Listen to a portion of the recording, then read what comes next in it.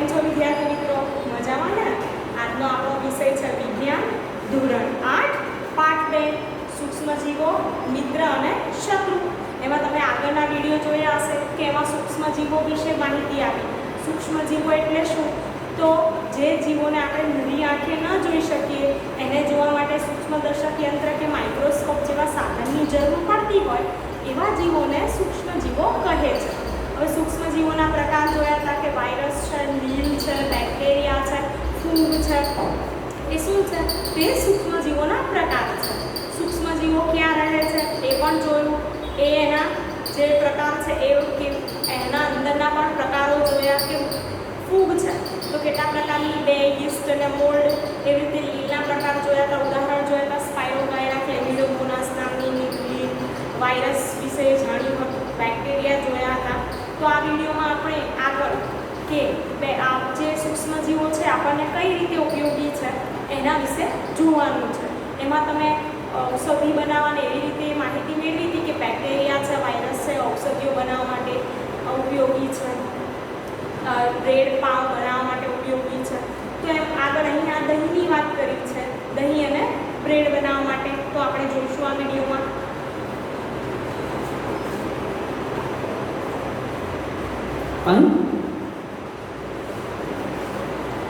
અંતરણ bacteria દ્વારા થાય છે. પહેલીએ તેની મમ્મીને હૂંફાળા દૂધમાં થોડુંક દહીં ભેળવતા જોઈ છે, જેનાથી દહીં જામી જાય છે. તેને આશ્ચર્ય થયું, આવું કેમ? હવે તમે બધા દૂધમાંથી દહીં બને છે એ જાણો છો. તો દૂધમાંથી દહીં બનાવવા માટે એ દૂધમાં આપણે શું નાખવું પડે? થોડું દહીં અથવા ખાટી છાશ કે લીંબુનો રસ પણ એવું નાખતા હોઈએ છીએ જેથી દહીં જામે છે. પરંતુ એ જે દહીં બનવા માટે અંદર આપણે છાશ કે દહીં તો નાખ્યું પણ એ દૂધમાં બેક્ટેરિયા ઉત્પન્ન થાય છે અને એ બેક્ટેરિયા દ્વારા દહીં જામે છે. તો એને કેવા કહેવાય? Lactobacillus bacteria. દહીંમાં ઘણા બધા સૂક્ષ્મજીવો રહેલા હોય છે, જેમાંથી લેક્ટોબેસિલસ નામના બેક્ટેરિયા મુખ્ય છે, જે દૂધને દહીંમાં પરિવર્તિત કરે છે. તે દૂધમાં વૃદ્ધિ પામી તેને દહીંમાં ફેરવે છે. આ બેક્ટેરિયા દૂધમાં રહેલી લેક્ટોઝ શર્કરાનું લેક્ટિક એસિડમાં રૂપાંતર કરે છે. હવે જે લેક્ટોબેસિલસ બેક્ટેરિયા છે જે દૂધને શેમાં ફેરવે છે? દહીંમાં ફેરવે છે. તો દૂધમાંથી દહીં બનાવવાની જે પ્રક્રિયા છે એ લેક્ટોઝ નામની શર્કરાને એસિડમાં ફેરવે છે, લેક્ટિક એસિડમાં. શેમાં? લેક્ટિક એસિડમાં. અને બેક્ટેરિયા કયા? લેક્ટોબેસિલસ. તેના કારણે દૂધ ખાટું બનીને દહીંમાં ફેરવાય છે. બેક્ટેરિયા ચીઝ, અથાણું તેમજ અન્ય ખાદ્ય પદાર્થોના ઉત્પાદનમાં સહાયતા કરે છે. હવે બેક્ટેરિયા છે એ બીજા કયા કયા પદાર્થોની બનાવટમાં ઉપયોગી છે? તો ચીઝ છે, અથાણું છે, ચોકલેટ છે, એના માટે પણ બેક્ટેરિયા જરૂરી છે. રવા, ઇડલી અને ભટુરે વગેરેનું એક મહત્વપૂર્ણ સંઘટક દહીં છે. હવે તમે તો જાણતા છો કે આપણે ઇડલી ખાઈએ, છોલે ભટુરે ખાતા હોઈએ છીએ. તો એની બનાવટ માટે પણ શું જરૂરી છે? તો લોટમાં આપણે દહીં નાખીએ છીએ અને પછી એનું લોટનું મિશ્રણ કરીએ છીએ તૈયાર, અને એમાંથી ઇડલી ભટુરે એવું બને છે. એવી રીતે ઢોસા છે, ઢોકળા છે, એ બધામાં પણ આપણે એના જે ખીરું હોય છે, એનો લોટ હોય છે, એમાં આપણે દહીંનો ઉપયોગ કરતા હોઈએ છીએ. શું તમે અનુમાન લગાવી શકો છો કે આવું કેમ? ઇડલી અને ભટુરા બનાવવા માટે તેના લોટમાં દહીં ઉમેરવામાં આવે છે. દહીંમાં રહેલા લેક્ટોબેસિલસ બેક્ટેરિયા અજારક શ્વસન દ્વારા લોટમાંની શર્કરા પર પ્રક્રિયા કરી કાર્બન ડાયોક્સાઇડ ગેસ મુક્ત કરે છે. આ ગેસને લીધે લોટ ફૂલે છે.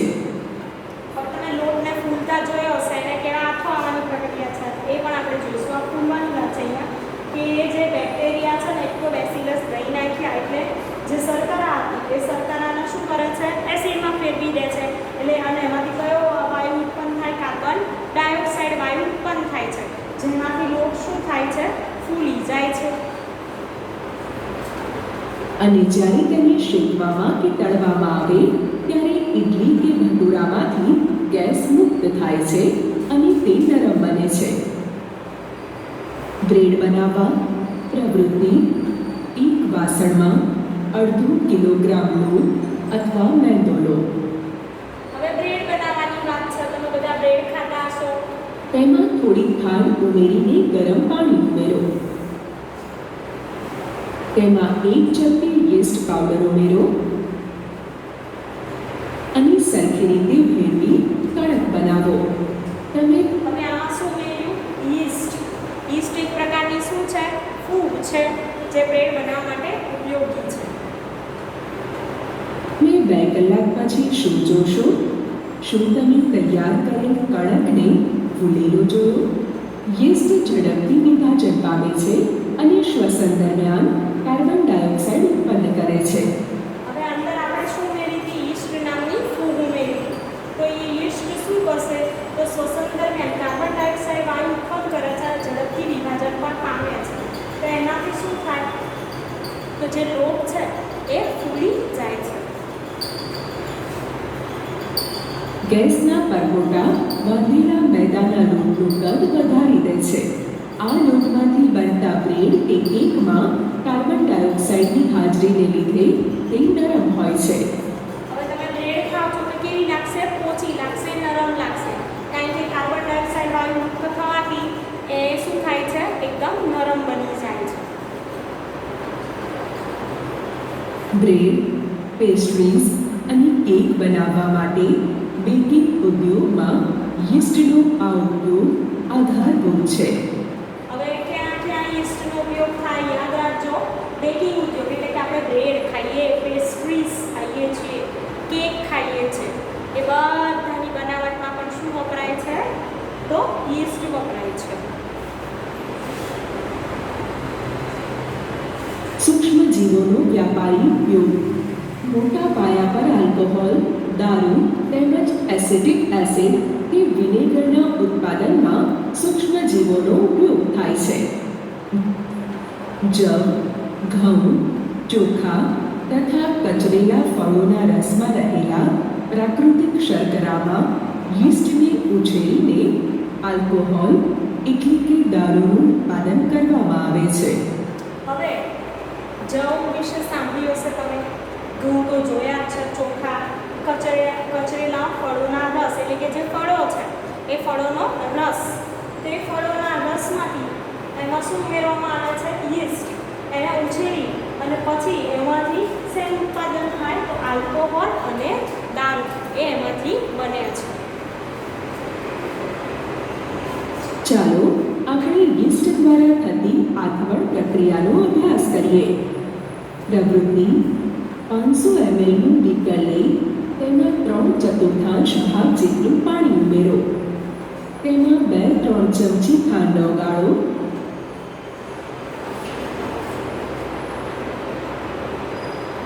તેમાં અડધી ચમચી યીસ્ટ પાવડર નાખો. હવે આ પ્રવૃત્તિમાં શું કર્યું?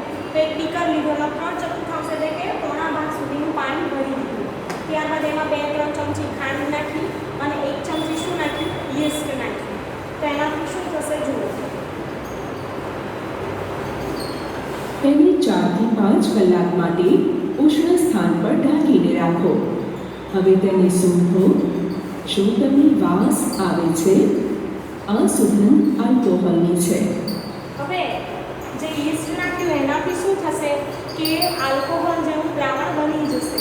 એટલે તમે સ્મેલ લેશો, સૂંઘશો તો એમાંથી તમને આલ્કોહોલ જેવી સુગંધ આવશે. જે યીસ્ટ દ્વારા ખાંડને આલ્કોહોલમાં ફેરવવાથી ઉત્પન્ન થાય છે. હવે આ પ્રક્રિયા રાસાયણિક સમીકરણ છે. તમે નાના ધોરણમાં શીખીને આવ્યા છો રાસાયણિક સમીકરણ. તો શર્કરા છે, જે ખાંડ લીધી હતી એને કહેવાય શર્કરા. યીસ્ટ દ્વારા શું થયું? આથવણની પ્રક્રિયા થઈ. તેમાં કયો વાયુ ઉત્પન્ન થયો? કાર્બન ડાયોક્સાઇડ અને આલ્કોહોલ એ ઉત્પન્ન થાય છે. શર્કરાનું આલ્કોહોલમાં રૂપાંતર થવાની પ્રક્રિયાને આથવણ કહે છે. આ જે શર્કરા છે, ખાંડ છે, એનું આલ્કોહોલમાં રૂપાંતર થવાની પ્રક્રિયાને શું કહે છે? આથવણ કહે છે. યાદ રાખજો, આ છે આથવણની વ્યાખ્યા. આપણે ઢોકળા, ઢોસા, ઇડલી બધું બનાવીએ તો એ જે ખીરું હોય એને આથો આપીએ છીએ, આથો લાવવો જરૂરી છે. તો એ જે પ્રક્રિયા છે એને જ કહેવાય છે આથવણની પ્રક્રિયા. ઇંગ્લિશમાં કહેવાય ફર્મેન્ટેશન. લૂઈ પાશ્ચરે આથવણની શોધ 1857માં કરી. ફળોના રસ, મોલ્ટ કરેલા અનાજ કે મોલાસીસમાં યીસ્ટ દ્વારા આથવણની પ્રક્રિયાથી બિયર, વાઇન અને અન્ય આલ્કોહોલિક પીણાઓ બને છે. કાર્બનિક એસિડ જેવા કે એસિટિક એસિડ કે વિનેગર એસિટોબેક્ટર એસિડીમાંથી બનાવવામાં આવે. હવે આપણે જે અથાણા છે, જામ છે, કેચઅપ છે, એવી વસ્તુઓ છે લાંબો સમય સુધી ટકાવી રાખવા માટે તેમાં શું ઉમેરવામાં આવતું હોય છે? એસિટિક એસિડ કે વિનેગરનો ઉપયોગ થતો હોય છે. તો એ વિનેગર શેમાંથી બને? તો એસિટોબેક્ટર એસિડી નામના એમાંથી આ એસિટિક એસિડ કે વિનેગર બને છે. આવે છે. વાઇન એ દ્રાક્ષમાંથી બનાવવામાં આવે છે. સેક્યુરોમાઇસિસ સર્વિસી નામની યીસ્ટ દ્વારા વાઇનનું ઉત્પાદન થાય છે. હવે ફોરેનના દેશો હોય છે જે ભારત સિવાયના અમુક દેશો, ભારતમાં પણ વાઇન પીવાય છે, પરંતુ બીજા દેશોમાં વધારે પ્રમાણમાં આલ્કોહોલ અને વાઇનનો ઉપયોગ થતો હોય છે. તો એ વાઇન શેમાંથી બને? તો દ્રાક્ષમાંથી બને છે. તેમાં અહીંયા નીચે આપેલું તમે આકૃતિમાં જોઈ શકો છો, આ રાસાયણિક પ્રક્રિયા છે કે ગ્લુકોઝમાંથી કઈ યીસ્ટ? તો સેક્યુરોમાઇસિસ સર્વિસી નામની જે યીસ્ટ છે એ યીસ્ટ આથવાની પ્રક્રિયા દ્વારા શું ઉત્પન્ન કરે છે? તો કાર્બન ડાયોક્સાઇડ વાયુ અને ઇથાઇલ આલ્કોહોલ ઉત્પન્ન કરે છે. હવે અહીંયા લીધું છે કે દ્રાક્ષ છે એ શેમાં શું બનાવે છે? તો વાઇન બનાવે છે. અને યીસ્ટ તો સેક્યુરોમાઇસિસ સર્વિસી નામની યીસ્ટ છે. સૂક્ષ્મ જીવોનો ઔષધીય ઉપયોગ. જ્યારે તમે બીમાર પડો છો ત્યારે ડૉક્ટર તમને પેનિસિલિનનું ઇન્જેક્શન આપે છે અથવા કોઈ અન્ય એન્ટીબાયોટિક્સની ગોળી અથવા કેપ્સ્યુલ આપે છે. આ ઔષધોનો સ્ત્રોત સૂક્ષ્મજીવો છે. તે બીમારી પેદા કરનારા સૂક્ષ્મજીવોને નષ્ટ કરે છે અથવા તેમની વૃદ્ધિ અટકાવે છે. આ પ્રકારની ઔષધોને એન્ટીબાયોટિક્સ કહે છે. હવે એન્ટીબાયોટિક એટલે શું? તો જે સૂક્ષ્મજીવોની વૃદ્ધિ અટકાવે, તેને નિયંત્રણમાં લાવે એ પ્રકારની જે ઔષધિ છે એ ઔષધિને એન્ટીબાયોટિક કહેવામાં આવે છે. તો ઘણીવાર આપણને એવું થાય કે સામાન્ય બીમારી હોય તો આપણે ડૉક્ટર પાસે જઈએ તો આપણને કેપ્સ્યુલ આપતા હોય છે, ઇન્જેક્શન આપતા હોય છે, જેનાથી આપણને શું મળી જાય છે? રાહત મળી જાય. તો એ જે છે એને કહેવાય એન્ટીબાયોટિક દવા કહેવામાં આવે છે. આજકાલ બેક્ટેરિયા અને ફૂગમાંથી અનેક એન્ટીબાયોટિક્સનું ઉત્પાદન થઈ રહ્યું છે. હવે તમે જાણો છો કે જે દવા છે એ કેવી રીતે શોધાય છે? તો જે વેક્સિન છે એ પણ. તો અહીંયા બેસિલસ સીટીલસ નામનામાંથી શું બને છે? બેક્ટેરિયામાંથી બેસિલસ નામની એન્ટીબાયોટિક મળે છે. એમ પેનિસિલિયમ નોટેટમ નામની ફૂગમાંથી પેનિસિલિન નામની દવા મળે છે. અને સ્ટ્રેપ્ટોમાઇસિસ રિસિસ નામના જે બેક્ટેરિયા છે એમાંથી સ્ટ્રેપ્ટોમાઇસિન નામની દવા મળતી હોય છે. સ્ટ્રેપ્ટોમાઇસિન, ટેટ્રાસાઇક્લિન અને એરિથ્રોમાઇસિન સામાન્ય સ્વરૂપે ઉપયોગ કરવામાં આવતી એન્ટીબાયોટિક્સ છે. આ એન્ટીબાયોટિકના સામાન્ય નામ આપેલા છે. એમ તો માર્કેટમાં ઘણી બધી એન્ટીબાયોટિક મળે છે, બરોબર, દવાઓ છે, પણ આ સામાન્ય નામ છે. કયા કયા આપણે ભણવાના છે? એમાં સ્ટ્રેપ્ટોમાઇસિન, ટેટ્રાસાઇક્લિન અને એરિથ્રોમાઇસિન આ ત્રણ એન્ટીબાયોટિકના નામ છે. પરીક્ષામાં કે ક્યારે પૂછાય કે એન્ટીબાયોટિકના ત્રણ નામ જણાવો કે ત્રણ ઉદાહરણ આપો, તો તમે આ ત્રણ નામ લખી શકો છો. જેને ફૂગ તેમજ બેક્ટેરિયા દ્વારા ઉત્પાદિત કરવામાં આવે છે. કોઈ વિશિષ્ટ પ્રકારના સૂક્ષ્મજીવનું સંવર્ધન કરીને એન્ટીબાયોટિક્સનું ઉત્પાદન કરવામાં આવે છે. હવે એન્ટીબાયોટિક કેવી રીતે?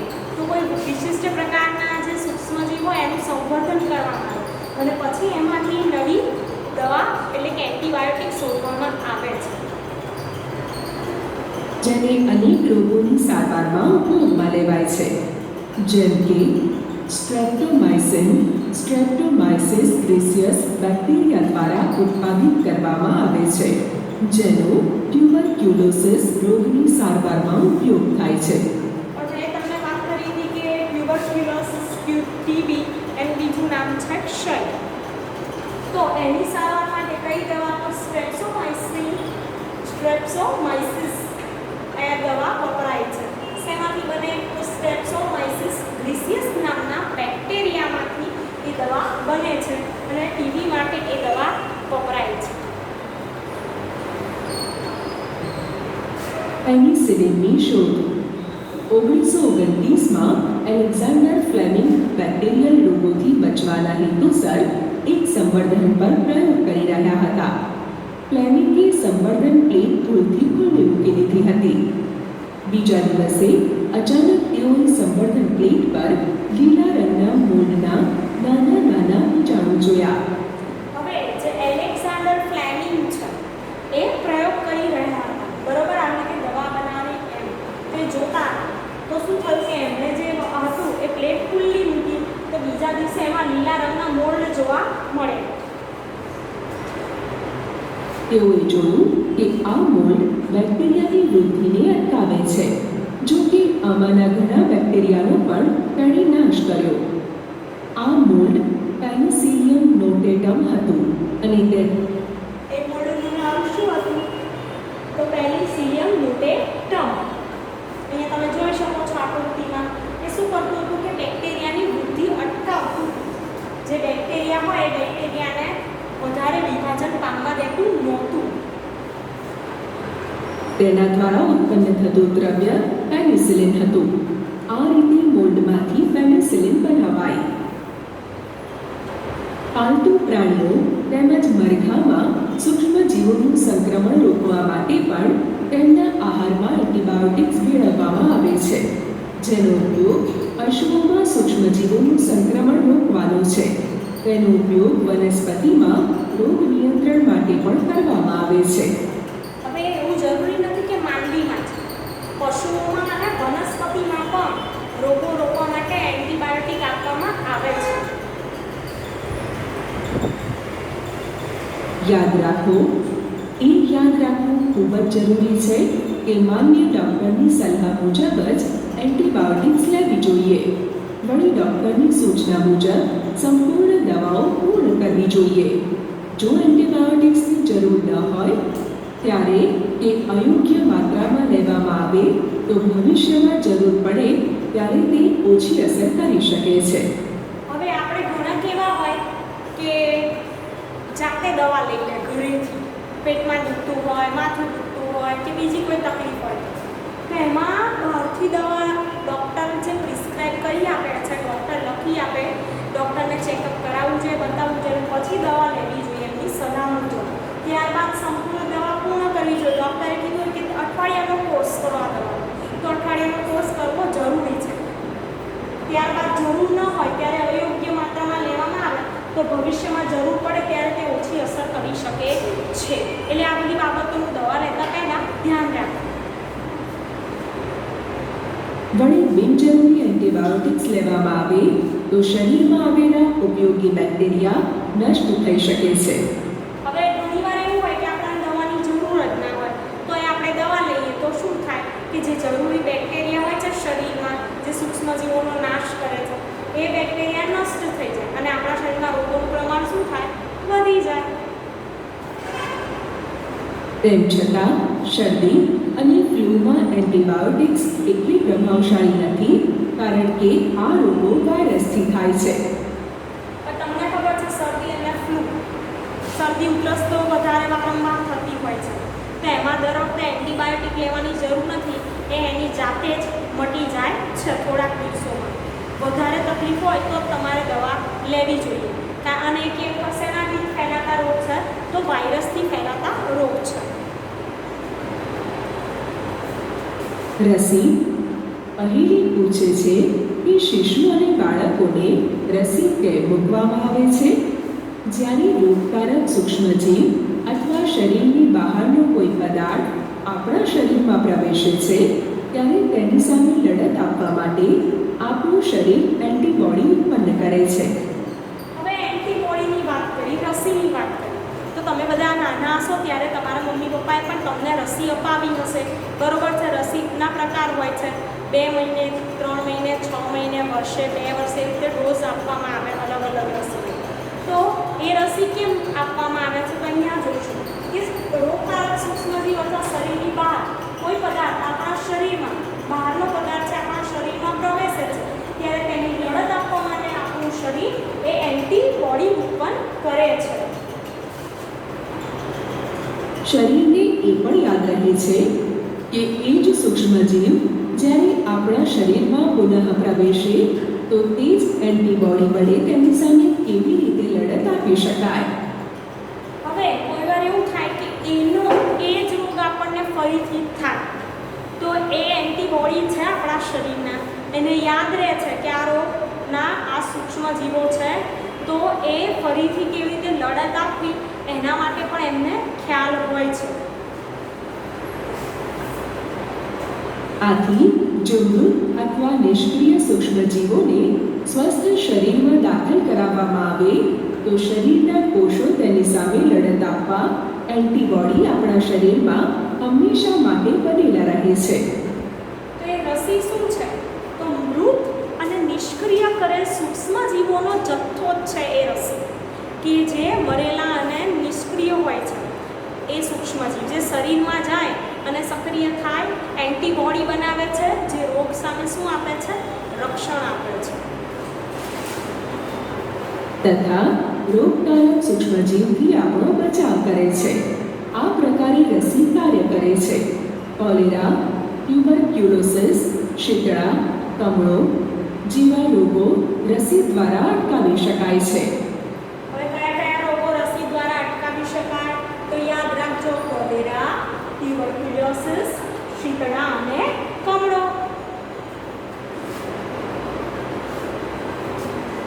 એડવર્ડ જેનરે 1798માં શીતળા માટેની રસીની શોધ કરી હતી.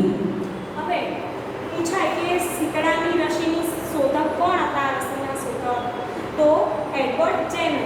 સાલ કઈ? 1798. તેમણે શીતળાની રસીની શોધ કરી હતી. તમારા બાળપણમાં તમને પણ અનેક રોગો સામે રક્ષણ મેળવવા માટે રસી મૂકવામાં આવી હશે. BCGની રસી ક્ષય રોગ માટે અને ત્રિગુણી રસી ડિપ્થેરિયા માટે મૂકવામાં આવે છે. પોલિયોની રસી, પોલીની રસી, ગાલ કચોરિયાની રસી, હિપેટાઇટિસ બી, અછબડાની રસી, ટાઇફોઇડ, ધનુરની રસી પણ આપવામાં આવે છે. હવે BCGની ત્રિગુણી રસી છે શેના રોગ માટે? તો BCGની રસી BCGની જે રસી છે તે ક્ષય રોગ માટે, ટીબી થાય તેના માટે. ત્રિગુણી રસી ડિપ્થેરિયા, ઉલટાટીયું અને ધનુર માટેની રસી છે. એ ઉપરાંત તમે પોલિયોની રસી, ઓરીની રસી નાના હો એમ જે પ્રમાણે સમયગાળો હોય એ પ્રમાણે આપવામાં આવે છે. ગાલ કચોરિયું, હિપેટાઇટિસ બી, અછબડા, ટાઇફોઇડ અને ધનુર. હડકવા, કોલેરા અને ક્ષય જેવા રોગો માટે રસી મુકાવવી હિતાવહ છે. હવે ઘણીવાર હડકવા કૂતરામાં તો જોવા મળે પણ માણસમાં પણ એવું થાય તો એની પણ રસી મુકાવવી જરૂરી છે. બધા બાળકોને રોગો સામે સુરક્ષાની આવશ્યકતા હોય છે. જરૂરી રસી નજીકની હોસ્પિટલમાં ઉપલબ્ધ હોય છે. બાળકોને પોલિયોથી બચાવવા માટે તમે ટેલિવિઝન પર તેમજ સમાચાર પત્રોમાં પોલિયોના રસીકરણ માટેનું વિજ્ઞાપન તો જોયું જ હશે. વાસ્તવમાં તો બાળકોને આપવામાં આવતા પોલિયોના ટીપા એ એક રસી છે. હવે આ પોલિયોના ટીપા અભિયાન ચલાવે છે સરકાર, બરોબર છે. એક બૂંદ જિંદગી કી, તમે ટીવીમાં એડ જોતા હશો તો એ પોલિયોની રસી જે ટીપા આપવામાં આવે છે એ શું છે? એક પ્રકારની રસી જ છે જેનાથી પોલિયો નામનો રોગ ન થાય. શીતળા વિરુદ્ધ વિશ્વવ્યાપી અભિયાન ચલાવવામાં આવ્યું. પરિણામ સ્વરૂપે વિશ્વના મોટા ભાગોમાંથી શીતળાને દૂર કરી શકાયો. આજકાલ સૂક્ષ્મજીવોમાંથી રસીનું ઉત્પાદન મોટા પાયે કરવામાં આવે છે, જેનાથી મનુષ્ય તેમજ પ્રાણીઓને અનેક રોગોથી બચાવી શકાય. ભૂમિની ફળદ્રુપતામાં વધારો. કેટલાક બેક્ટેરિયા. હવે આગળનો પોઈન્ટ છે ભૂમિની ફળદ્રુપતામાં વધારો. આ ઉપયોગ જોઈ રહ્યા છીએ આપણે સૂક્ષ્મજીવોનો. બેક્ટેરિયા તેમજ નીલહરિતલીલ વાતાવરણમાં રહે નાઇટ્રોજનનું સ્થાપન કરી શકે છે. હવે મેં તમને કીધું છે કે સીમડી ગુણની વનસ્પતિ, એ વનસ્પતિ મૂળ ગંડિકામાં રાઇઝોબિયમ નામના બેક્ટેરિયા હોય છે. એ રાઇઝોબિયમ નામના બેક્ટેરિયા શું કરે છે? તો વાતાવરણમાં નાઇટ્રોજન લઈ તેનું એમોનીકરણ કરી એમોનિયા બનાવી એ શું કરે છે? એમોનિયમ નાઇટ્રેટ, નાઇટ્રાઇટ બંનેનું સ્થાપન કરે છે. એટલે કે નાઇટ્રોજનનું સ્થાપન કરે છે, ફેરવે છે કે જે મૂળ લઈ શકે અને વનસ્પતિ સુધી પહોંચાડી શકે. આ પ્રકારે ભૂમિમાં નાઇટ્રોજનનું પ્રમાણ વધે છે અને જેનાથી ભૂમિની ફળદ્રુપતામાં વધારો થાય છે. તો જે કઠોળ વર્ગની વનસ્પતિ હોય એ કઠોળ વર્ગની વનસ્પતિને નાઇટ્રોજનયુક્ત ખાતર આપવાની જરૂર રહેતી નથી. આ સૂક્ષ્મજીવોને સામાન્ય રીતે જૈવિક નાઇટ્રોજન સ્થાપક કહે છે. પર્યાવરણનું શુદ્ધિકરણ. સ્કૂલમાં માળીને કુદરતી ખાતર બનાવતા જોઈને પહેલી અને ગુજુએ તેમના મિત્રો સાથે ઘરમાંથી, બગીચામાંથી પર્ણો તેમજ ફળ શાકભાજીનો કચરો એકત્રિત કરીને તેને નિકાલ માટે બનાવવામાં આવેલ એક ખાડામાં નાખ્યો. કેટલાક સમય પછી તેનું વિઘટન થયું અને હવે જે કચરો હતો એને ક્યાં નાખ્યો? ખાડામાં નાખ્યો.